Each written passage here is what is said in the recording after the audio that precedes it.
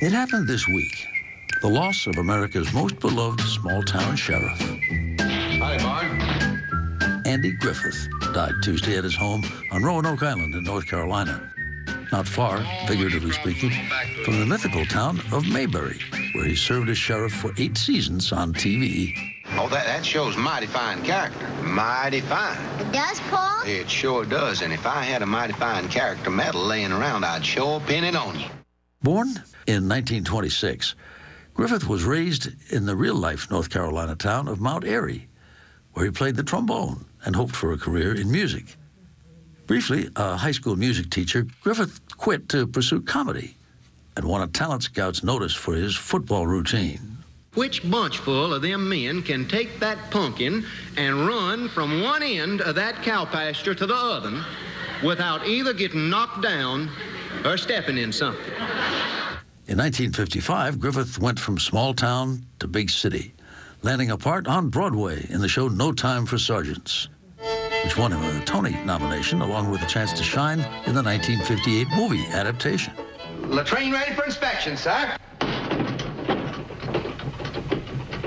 Welcome in the Colonel, sir. In between, Griffith had revealed a completely different side of his talent. I am ready. Playing a megalomaniacal TV star in the 1957 film A Face in a Crowd. They're mine. I own them. They think like I do.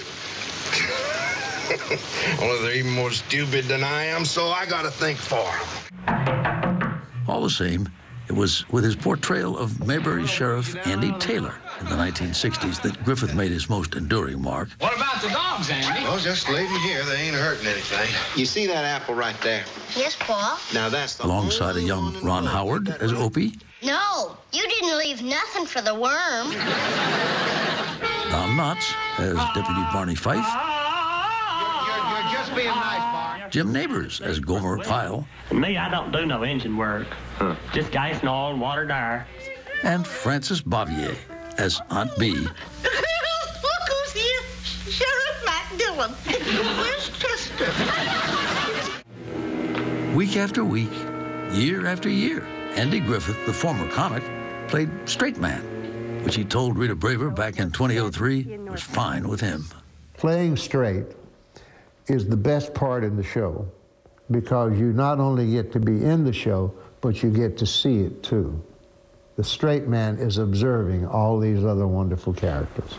You get a line and I'll get a pole pay. The Andy Griffith Show went off the air in 1968 while still topping the ratings, but it lives on in reruns to this day.